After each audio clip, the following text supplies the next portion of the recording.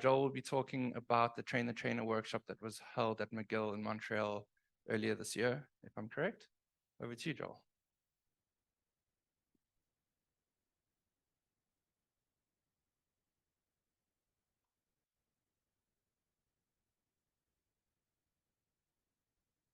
Almost there.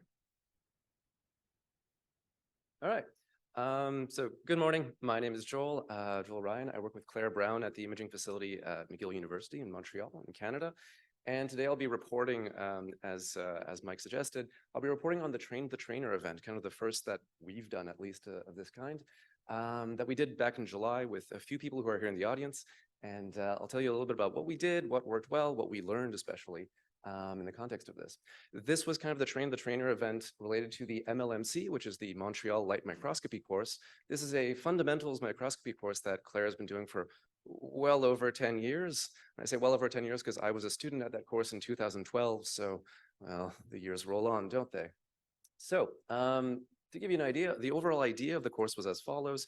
As I said, a Train the Trainer spin-off of this 3.5-day course on fundamentals of light microscopy that we usually give to students, so junior grad students, junior postdocs at McGill, and mostly in the Montreal area. But we do have people from all over as well who come to take the course.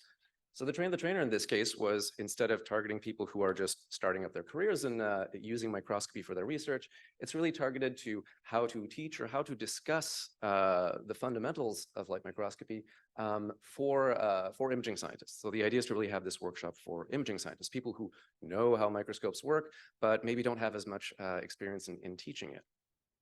And finally, one of the ideas as well is just to, as we always do, try to allow a little bit more networking. So try to get a group of junior microscopists and more established members of the community to kind of work together and interact in this type of setting.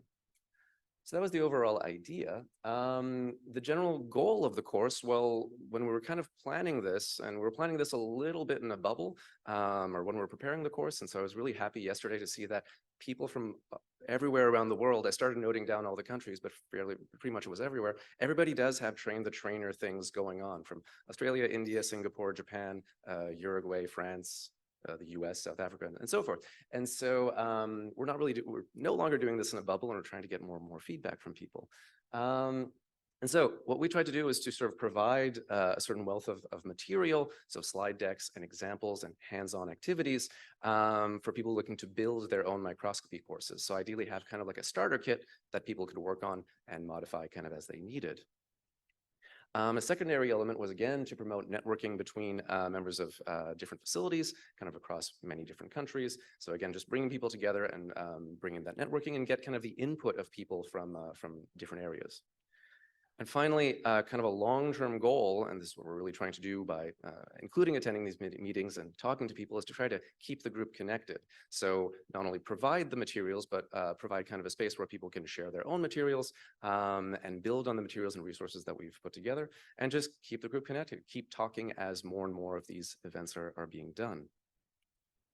The topics that we covered in this sort of inaugural course, or inaugural for us at the very least, were sort of a few lectures on the fundamentals of light microscopy, so kind of the basics of light matter interactions, and you can think of transmitted light methods, optics and properties of objective lenses, fluorescence, and so forth. And again, here we're not teaching, we're not going to talk about what is diffraction, but more, what do we talk about when we talk about diffraction? And so it was really a little bit more of a discussion. We kind of go through slide by slide and talk about these things. Additionally, during the pandemic, we designed a sort of a remote step-by-step training program for microscope operation. So this is not teaching the basics generally, but really how to operate a specific microscope. So which buttons you use to turn on and how to get the system going, a specific system. So how do you design these courses? What sort of materials do you need for this?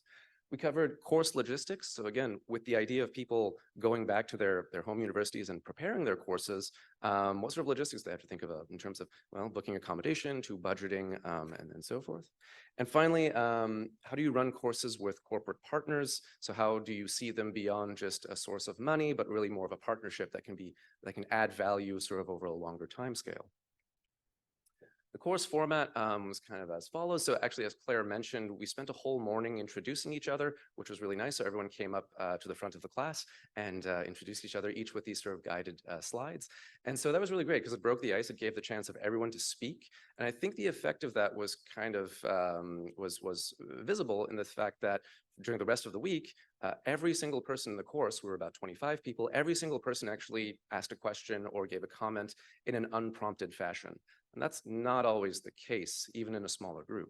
So that worked out well. When you give people the chance to introduce themselves and talk about themselves outside the lab, they'll of course show pictures of their cats. So we got to see everyone's cats. Most people have cats. And so that was delightful and really, kind of allowed us to bond a little bit over cats. And so following that, we started our sessions. And so in each session, we provided an overview of the instructional material for the general topic. So the fundamentals or transmitted light or fluorescence and what have you. And by instructional material, I mean not only the slide deck, so the hour, 90 minutes worth of slides, but also sort of the handheld demonstrations that you might do at the front of the class or the things that you would pass around. So having a laser go through a diffraction grating, for example, to the full-on hands-on activities. So going to the microscopes or talking about how we bring the students to the microscopes and identify the components and look at differently stained structures and so forth. So we spend a whole, usually about 90 minutes on this. This was kind of open discussion. We'd go through the slides and sort of talk about them. People would interject. It was very, very rewarding. After that, for each session, we'd break out into small breakout rooms. So we'd split the group into 3, and they would have kind of a guided discussion. And we were part of that as well. So very guided as to, well, what did we like, or what was really good, what needs work, and what was missing. And so a lot of topics including, well, the slides or the general delivery or the examples and so forth. And so this was a guided discussion, always with one person nominated to take notes on a laptop and share that in a common folder. And then we get back together and discuss that as a group for about 30 minutes or something, and kind of put it all together and see, well, exactly the feedback from different people. Now, in doing this was really, really helpful, and in doing this format was very helpful as well. So then we used, Adan suggested we used AI-assisted software, so I think it was just ChatGPT, to kind of put together all the things that that people said. So a lot of positive feedback, but a lot of constructive criticism as well. And so we were trying to sort of, put that together and sort of what can we learn from this? And of course, additional topics that people would like to see. As you can imagine, the feedback was for each session. So some of the feedback was very, very specific. So I liked this particular example, or I did not like this slide. But in other cases, we kind of got the idea that there was a few things that kept on coming back. Thank you, Kat. All right. And so one of the main things, and this comes back to some of the didactics that were discussed by Sylvie and a little bit by Jennifer yesterday. So I'll just start with this in a very simple way: is know your target audience. And this might seem obvious, but I'll discuss this more in a minute. So this came back pretty often. A few other things is that, well, we can make our modular sections even more modular. So we had a big block on fluorescence. Maybe we can break that up into smaller modules, a little bit along with what people from the France bioimaging were talking about with the very, very small nodes of information. We had to organize our work a little bit more in terms of tuning to the length of time, managing sort of the line between going deep into theory, deep into practical. How do you sort of manage those things? And more detailed slide titles, so a little bit of organization.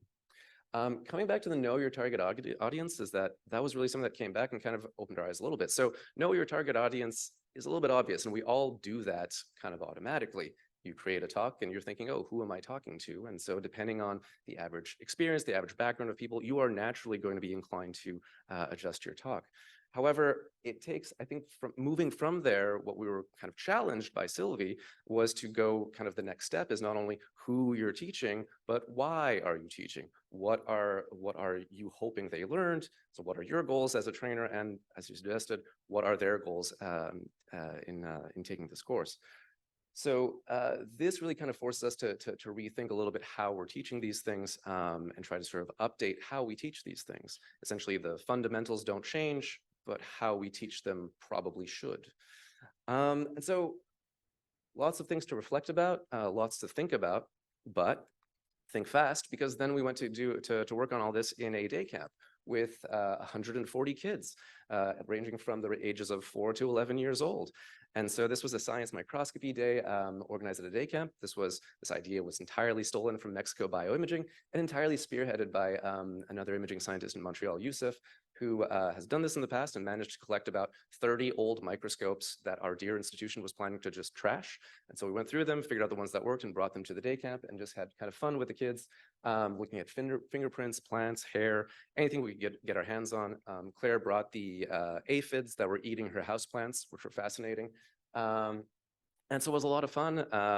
Every MLMC participant and instructor were in pairs of 2, were paired with 1 or 2 kids at a time. And yeah, it was kind of a full day, which kind of was, a lot of fun, very exhausting. And again, going back to the ideas of, thank you, of who we're teaching, our expectations went where, oh, we're going to try to, have fun and teach the kids something, to we're going to try to keep them entertained, to we're just going to try to keep them out of trouble. And so again, managing these expectations are very important. This was our group, I think, before the session with the kids. Very quickly, we're trying to measure the impact of what we did, at least with using a survey. And so we sent out a survey that was with positive responses. We got positive responses quickly after the meeting. And we plan to survey the participants again in about a year to get an idea of what they applied.